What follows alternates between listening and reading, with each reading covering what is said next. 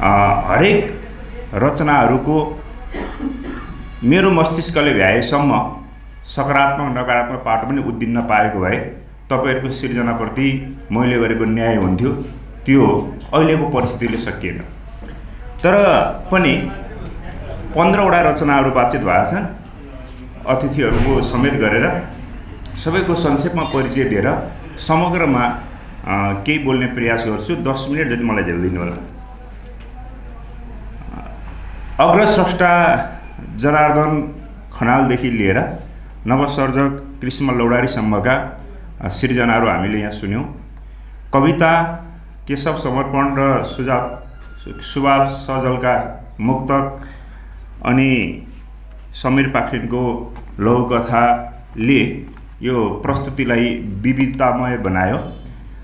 जस अन्तर्गत सुरुवातमा आदरणीय स्रष्टा जनार्दन खनालले आफ्नो भर्खरै प्रकाशित यात्रा काव्यको गोसाइकुण्ड यात्रा विवरण अंशभित्र रहेको केही कविताका काव्यका श्लोकहरू यहाँ हामीलाई सुनाउनु भयो, जसमा मकवानपुरकै सिस्नेरी खण्डबाट बसाइ सरेर मकवानपुर क्षेत्रमा आइपुगेका पौडेल थरका आफ्ना साथीसँगै गोसाइकुण्ड क्षेत्रको भ्रमण गरेको प्रसङ्ग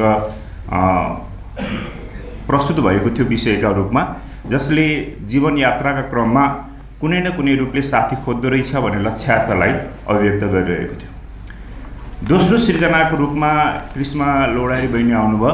उहाँले हामी नेपाली शीर्षकको कविता सुनाउनु भयो, जसले हामी नेपाली भएको प्रति त गर्वबोध गर्छौँ, तर नेपाली हुँदै गर्दाखेरि कति धेरै विसङ्गतिहरू पालेर बसिरहेका छौँ भन्ने कुरालाई बडा सटिक र संक्षिप्त ढङ्गले अभिव्यक्त गर्नुभयो। उहाँको बारेमा मलाई अझ बोल्न मन थियो, उहाँ हिँडिहाल्नुभयो, यी घटाएँ। तेस्रोमा समीर पाखरिन सर आउनुभयो। सिसावाला घर शीर्षकको लघुकथा प्रस्तुत गर्नुभयो, जसमा आजको हामी नेपाली जनजीवनको वास्तविकतालाई व्यङ्ग्यात्मक ढङ्गले र अलिअलि प्रतीकात्मक ढङ्गले अभिव्यक्त गर्नुभयो, जसमा आफ्नो घर खेती बन्दैकी राखेर ठुलो सपना देखेर आफ्ना सन्तानहरूलाई विदेश पठाइरहेका बुवा आमाहरूको त्यो सपना त फगत सिसावा घर जस्तो मात्रै रहेछ भन्ने कुरालाई बडो मार्मिक ढङ्गले र सरल र सुबुद्ध ढङ्गले अभिव्यक्त गर्नुभयो भन्ने मेरो ठम्मै रह्यो। अनि अर्को प्रस्तुतिमा बहिनी स्वस्तिका दाहाल, जसले मिठो स्वरका साथै शास्त्रीय लयमा प्रेमपरक विषयवस्तुका साथ श्रृङ्गारी कविता अभिव्यक्त गर्नुभयो, जसले आफ्नो सपनाको राजासँग सँगसँगै सुखद जीवनको यात्रा अगाडि बढाउन सकियोस् भन्ने भावलाई अभिव्यक्त गरिरहनु भएको थियो। पाँचौँ सर्जकको रूपमा केशव समर्पण 2वटा मुक्तक सुनाउनु भयो। मैले यहाँ विशेष भन्नै पर्छ, मुक्तक लेखनका दृष्टिकोणले केशव समर्पणको मुक्तकहरू मैले पछिल्लो चरणमा अलि बढी नोटिस गर्न थालेका मुक्तकार हुन् केशव समर्पण। त्यसैको कसीमा यहाँ 2वटा मुक्तकहरू आए, साँच्चीकै उत्कृष्ट मुक्तकहरू थिए भन्ने मेरो ठम्मै रहेको छ। सुरुवातको पहिलो मुक्तक, जहाँ चाहिँ हाम्रै जीवनलाई यथार्थपरक ढङ्गले बाँच्ने हो भने दुःखकै भित्र सुखको महसुस गर्नुपर्छ भन्ने भाग बोकेको थियो। अनि दोस्रो मुक्तक, जसले जीवनको अर्को वास्तविक पाटो श्रृङ्गारिकता, प्रेम र आकर्षणलाई बडा रोमाञ्चक ढङ्गले अभिव्यक्त गर्ने प्रयास गरेको थियो। छैठौँ स्रष्टाको रूपमा सुभाष सजल आउनुभयो मुक्तक नै लिएर। उहाँका पनि 2टा मुक्तकहरू, जसमा पहिलो मुक्तकमा उपयुक्तताको महत्त्व, सानो कुराले पनि ठुलो महत्त्व कसरी प्रस्तुत गरिरहेको हुन्छ भन्ने किसिमका कुरालाई किसान लगायतको प्रसङ्गहरू मार्फत अभिव्यक्त गर्नुभएको थियो भने दोस्रो मुक्तकमा आफू बा भइसकेपछि बा हुनुका पीडा, अप्ठ्या, बाध्यता र व्यवस्थाहरू त्यो ढाकरले भरियाले बोक्ने ढाकर जत्तिकै गरुङ्गो हुँदो रहेछ भन्ने किसिमको आत्मबोध सायद आफै बा भनेर लेख्नु भएको मुक्तक होला, जुन स्वाभाविक लाग्दथ्यो। 7औँ सर्जकको रूपमा सम्प्रस पौडेल। अहिले पछिल्लो चरणमा विशेष गरी मकवानपुर क्षेत्रमा हास्य व्यङ्ग्यात्मक लेखनले पनि एउटा गति लिइरहेको छ। त्यसरी गति लिनुमा केही सर्जकहरूको त हास्य व्यङ्ग्यप्रतिको एक किसिमको लगाव, आकर्षण र निरन्तर अरूले जेसुकै भनिरहोस् लेखिरहन्छु किनभने यो मेरो प्यासन हो भन्ने किसिमले लेखिरहनु भएको कारणले पनि हुनसक्छ।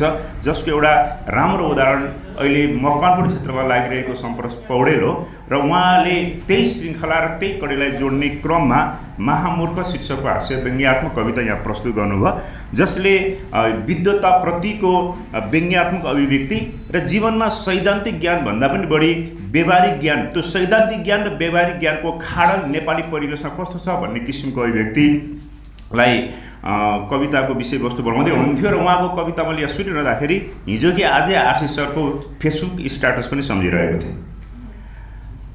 आफ्नो सर्जकको रूपमा भावना सापकोटा, जसले अँध्यारोका विरुद्ध उज्यालोको आवाज पोखिरहनु भएको त्यो कविता मार्फत, अज्ञानताका विरुद्ध ज्ञानको आवाज पोखिरहनु भएको त्यो कविता मार्फत, अँध्यारो जसले सत्य पहिचान गर्न अवरोध गरिरहेको हुन्छ, अँध्यारो जसले जिन्दगीको गन्तव्य पहिल्याउन अवरोध गरिरहेको हुन्छ, अँध्यारो जसले जबरजस्त उज्यालोलाई छेक्ने दुष्प्रयास गरिरहेको हुन्छ तर त्यो अन्ततः असफल भएरै छोड्छ भन्ने किसिमको आशावादी जीवन दृष्टिकोण सहितको कविता उहाँले प्रस्तुत गर्नुभयो। नौ स्रष्टाको रूपमा पुरुषोत्तम आचार्यको बारेमा मैले औपचारिक कार्यक्रमहरूमै धेरै बोलिसकेको छु। अघि नन्दु सरले पनि भनिसक्नु भएको छ, मैले यसमा थप केही कुरा गरिनँ। तर जे होस्, उहाँले अलि अगाडि नै लेखेको कविता भनेर त्यो कुरालाई अलिक बढी फोकस गरिरहनु भएको छ। त्यो कविता जसमा रूपान्तरण र उज्यालोप्रतिको चाहना, स्वदेश प्रेम, समृद्धि, पहिचान, अस्तित्व प्रतिको चाहना र समग्रमा प्रगतिवादी चिन्तनभित्र आदर्शवादी विचारको पृष्ठपोषण गरिएको कविताका रूपमा मैले उक्त कवितालाई पहिचान गरेँ। 10औं कविको रूपमा भनौँ, निमेष सर के आफ्नो अभिव्यक्तिसहित त्यहाँ प्रस्तुत हुनुभयो र उहाँले चाहिँ भारतका चर्चित लेखक उदय प्रकाशको मर्नु शीर्षकको बडा संक्षिप्त तर अत्यन्त चोटिलो कविता प्रस्तुत गर्नुभयो, जसले हामीलाई मर्नुबाट बच्नुपर्छ है भन्ने किसिमको आत्मबोध पनि गरायो भन्ने लाग्छ। अर्को अतिथि वक्ताको रूपमा नन्दु उप्रेती सर आउनुभयो, जसले आजको बातचित भएका सिर्जनाहरूको बारेमा छोटो मिठो ढङ्गले आफ्नो समीक्षात्मक टिप्पणी पनि राख्नुभयो। साथसाथै के थियो तिम्रो नाम शीर्षकको कविता अभिव्यक्त गरेर जानुभयो, जसमा चाहिँ राष्ट्र निर्माणका क्रममा चाहिँ लाखौँ नेपाली सन्ततिहरू लागे, उनीहरूको योगदान रह्यो। तर त्यो योगदान रहेकाहरूमध्ये लाखौँ मध्ये केहीको मात्रै नाम रह्यो र अरू धेरै छेलिएर किनाकृत भएर उनीहरूको पहिचान धुलामेट भइरहेको वास्तविकतालाई चाहिँ फेरि त्यो अस्तित्वविहीन भएका हाम्रा क्रान्ति योद्धाहरूको अस्तित्वको उत्खनन गर्ने प्रयास उहाँले आफ्नो कविता मार्फत गर्नुभयो भन्ने मेरो बुझाइरहेको छ।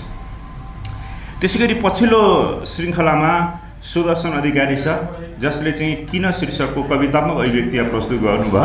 आजको समस्या, नेपाली समाजको आजको विसङ्गति र आजको अप्ठ्यारोहरूमा किन मार्फत प्रश्न गर्दै उहाँले ती समस्याहरूप्रति व्यङ्ग्य उठान गर्नुभयो भन्ने मेरो बुझाइरहेको छ। त्यसैगरी राजकुमार चौधरी छ, जसले क्रान्ति सम्भव छ भन्ने शीर्षकको कवितात्मक अभिव्यक्ति यहाँ प्रस्तुत गर्नुभयो। समग्रमा आजको राजनैतिक विकृति, नेतृत्वको असफल नेतृत्व शैलीप्रतिको एउटा जनआक्रोशलाई उहाँले चाहिँ लिपिबद्ध गर्नुभएको थियो आफ्नो लेखाइमा भन्ने मेरो बुझाइरहेको छ। अनि विपिन पाठक जो यहाँ आइपुग्नुभयो र आफ्नो कविता सुनाएर गइ पनि सक्नुभयो क्या, र उहाँको चिप्ला मान्छे कविता, जसले चाहिँ विचारबिन आवाज, स्वार्थले भरिएको आवाज, त्यो निकै घातक हुन्छ भन्ने निष्कर्षात्मक अभिव्यक्ति सहितको कविता प्रस्तुत गर्नुभयो भन्ने पछिल्लो चरणमा कार्यक्रम सञ्चालिका भवानी तिमल सिन्हा उहाँले चाहिँ आफ्नो माटो, संस्कृति, प्रकृति, देश, आपसी प्रेम, सद्भाव र एकताको गीत बनाएर कवितालाई प्रस्तुत गर्नुभयो भन्ने लाग्छ। यसरी तीनवटा साहित्यिक विधाहरू, कविता, मुक्तक र लघुकथा आजको यो संज्ञामा समेटिए। उमेरगत दृष्टिकोणले अग्रस्रष्टादेखि नवरसर स्रष्टाहरू पनि यहाँ समावेश हुनुभयो। अनि सृजनाको स्तरका दृष्टिकोणले कुरा गर्दाखेरि एकदमै बलशाली सशक्त कविताहरूदेखि अझ धेरै परिष्कार परिमार्जन गरेर साँच्चैकै कविता बनाउनु पर्ने खालका अभिव्यक्तिहरू पनि यहाँ सृजनाका रूपमा प्रस्तुत भए भन्ने मेरो बुझाइरहेको छ। समग्र मलाई यी कविताहरू, सृजनाहरू पढिरहँदाखेरि र पछिल्लो चरणमा मैले केही सृजनाहरू पढिरहँदाखेरि मलाई के लागिरहेको छ भने अहिले हाम्रो मानसिकता एउटा समस्या एउटा निकै आक्रान्त छ। त्यो समस्या भनेको सूचनाको भारी हो। तपाईँ हामी पटक पटक सूचनाहरूबाट लखेटिएका छौँ। हाम्रो मस्तिष्कले, हाम्रो चेतनाले र हामीले सूचनालाई राम्ररी परिगेल्न सकेनौँ भने त्यसैले नै हामीलाई खाल्डोमा पुर्याइदिने रहेछ। कुन सूचना हो, कुन सूचना चाहिँ विष हो, त्यो छुट्याउनु निकै ठुलो कुरा हो। सामान्य मानिसदेखि लिएर हामी स्रष्टाहरूको दायित्व त अझ बढेर गएको छ। सूचना प्रविधिको जति धेरै सहजता छ नि, त्यो सहजताभित्र सूचनाका नाममा विचारका फोरहरू, विचारका विषहरू हाम्रो मस्तिष्कमा भरिने सम्भावना पनि अति धेरै हुँदो रहेछ। अब त्यसलाई हामी अलिकति सैद्धान्तिक भाषामा सूचनाको भारी भन्छौँ। त्यो भारी कुन अर्थमा भनिएको भने भारी बोक्दैमा काम गरेको हुँदैन। भारी त बोक्यौँ, तर के को भारी बोक्यौँ त्यसले भर पार्दो रहेछ। मैले निकै ठुलो काम गरेको छु भनेर फगत ढुङ्गा बोकेर हामी उकालो ओह्रालो चढ्यौँ भने त्यसले के उपलब्धि दियो, त्यस आधारमा पो कामको मूल्याङ्कन हुनुपर्छ। त त्यसैले मैले जानेको छु, मैले पढेको छु, मैले धेरै कुरा लिएको छु भन्यो, तर लिन चाहिँ के लिउँ त्यसमा भर पर्दो रहेछ। त्यसकारण आजको बौद्धिक चुनौती भनेको सूचनालाई सही किसिमले परिगेल्न सकिन्छ कि सकिँदैन भन्ने हो। विचारलाई सही किसिमले परिगेल्न सकिन्छ कि सकिँदैन भन्ने हो। हिजो एउटा व्यक्तिमा नायकत्व सिर्जना हुनको लागि धेरै कुराहरूको तपस्या चाहिन्थ्यो, धेरै कुराहरूको योगदान चाहिन्थ्यो। देख्दैछौँ नि आज समयले, सूचनाले, प्रविधिले रातारात एकजना नायक बनाएको छ, फेरि रातारात त्यसैलाई खलनायक पनि बनाइदिएको छ।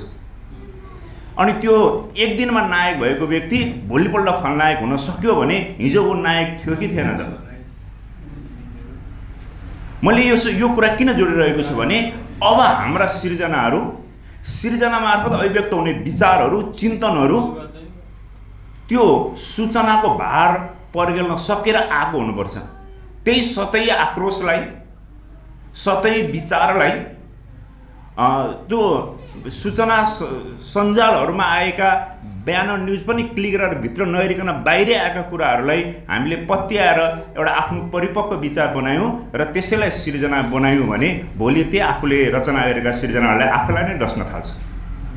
त्यसकारण अरू व्यक्तिहरूको त कुरा छोडौँ, अब हामी सर्जकहरू त्यो सूचनाको भारबाट जोगिनु आवश्यक छ, सूचनाको आक्रमणबाट जोगिनु आवश्यक छ, त्यो सूचनाको महामारीबाट जोगिनु आवश्यक छ।